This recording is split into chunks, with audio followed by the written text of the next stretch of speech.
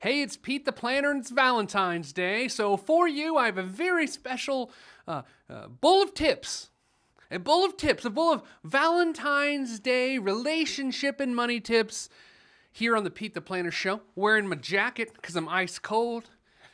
All right, so if you're in a relationship with someone, your money game has to be on point. So on this here Valentine's Day, I want to give you some tips on how to improve your financial life and your relationship at the same time. It all begins with separate or joint accounts. Like how do you spend your money together? How do you manage your money? Is it one checking account? Is it two checking accounts? Is it three checking accounts?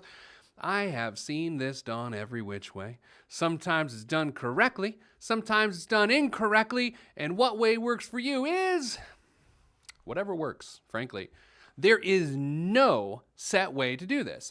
If it makes more sense logistically to have two checking accounts, by all means do it. Now, I've been wrong on this in the past. I used to say really cool, trite things like, if you don't trust your spouse with money, you don't trust your spouse. Well, my wife doesn't trust me with home improvements. That doesn't mean she doesn't trust me, right? So sometimes people have good financial skills, sometimes they don't. So act accordingly when it comes to the number of accounts you have. Here's the deal, and this is a good thing. The people that raised you are different than the people that raised your significant other. If not, it's kind of gross. So the reason that that's important is because they're going to act and behave differently than you. And so getting used to that person's kind of hard. It takes time. Mrs. Planner, I've been together for 20 years, 5 months and change. We've been married for almost 17 years. Took us a while to get used to each other. She's still not used to me. I don't know why, because I'm ice cold. Anyway, another tip for your relationship, and this one's a biggie. Set joint financial goals. You may not have joint accounts, but you gotta have joint financial goals. One person can't say, "I'd like to go on the guys' trip to Vegas." That's not a joint financial goal. That is a one guy goal going to Vegas, and what happens in Vegas doesn't stay in Vegas because it's not a good financial goal for the couple. And they can have separate goals, but you need goals to work on together. Save for a house, save for a vacation, save for the future. But you have to work together no matter who makes what amount of money. Super, super important. And my number one tip of money in relationships is this.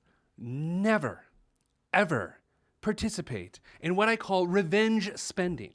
That's where you spend money on something because the other person spent money on something, and you're like, well, if you're going to spend money on that, well, I'm going to spend money on that. That is revenge spending, and that's childish. Like if like 7-year-olds could get married and then run their financial lives, that's the sort of garbage that they would do. Okay, so don't do revenge spending. It is the way to mess up your relationship. It is the way to mess up your financial situation.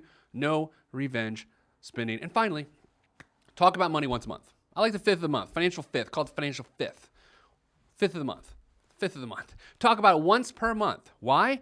Otherwise, it's too tedious. And if you talk about money any less than that, you're going to struggle because you won't be on the same page. Once a month, talk about the last 30 days spending, talk about the 30 days to come, and go from there. So grab your sweetie by the face tonight, touch your cheeks, and say, baby, I love you. And because of this, tomorrow, not today, I don't want to ruin my chances or whatever.